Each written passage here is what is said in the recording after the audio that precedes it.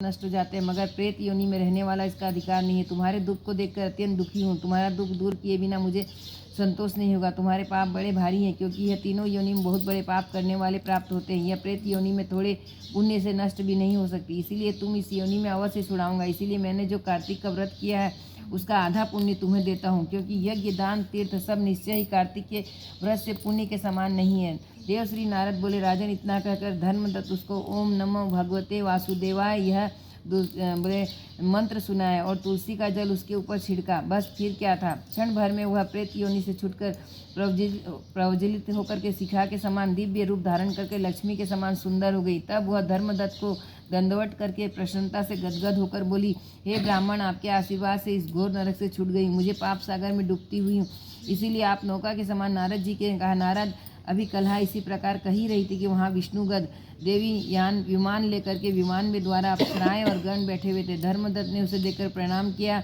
पुण्यशील सुशील नाम का भगवान विष्णु के गणों को धर्मदत्त अपने हाथों से ऊपर उठाकर उसका अभिनंदन करके कहा, हे दिश्रेष्ठ, आप धन्य है जो सदा भगवान विष्णु के व्रत तथा सेवा में लगे रहते हैं। आपने जो यह बाल्यकार्य में पवित्र शुभ कार्तिक व्रत किया है, उसके आधे फल से कलहा के पूर्व जन्म के एक पाप नष्ट हो गए। यही नहीं, आपकी कृपा से सैकड़ों जन्म के पाप नष्ट हो गए। आपके जागरण आदि करने से पुण्य प्रभाव से आकाश मंडल में यह विमान आया। ब्राह्मण ने अब उसे इस भांति भांति भोगों को युक्त वैकुंठ को विष्णु जी के पास रहेंगे और मुक्ति प्राप्त करोगे। दया सागर यह मनुष्य धन्य और जन्म उन्हीं की फलीभूत। उन्होंने तुम्हारी विष्णु जी की भक्ति की है, क्योंकि भगवान विष्णु अपने भक्तों को भला क्या नहीं देते। जिन्होंने प्राचीन काल में उत्तानपाद पुत्र के ध्रुव और पहुँचाया, उसके सुमरीन मात्र से वाणियों को मुक्ति हो जाता है। प्राचीन काल में विष्णु जी केवल अपने नाम से स्मरण कर अपने द्वारा पकड़े हुए हाथी को हस्ती योनि में मुक्त करके जय नाम देकर अपना पार्षद बना लिया था।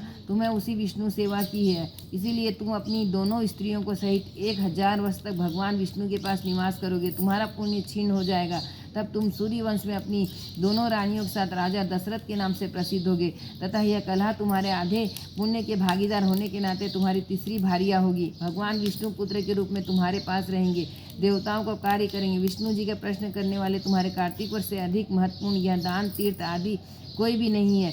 दया सागर, तुम धन्य हो, क्योंकि तुम्हारे जगत में गुरु भगवान विष्णु की प्रश्न करने के लिए कार्तिक मास का व्रत किया। जिन्होंने आधे पुण्य के फल से भागीदार कलहा को इस समय हम इसे अपने साथ विष्णु लोक ले जा रहे हैं। बोलो श्री कृष्ण भगवान की जय, बोलो भोले बाबा की जय, बोल मोहन मुकुट बंसी वाले की जय।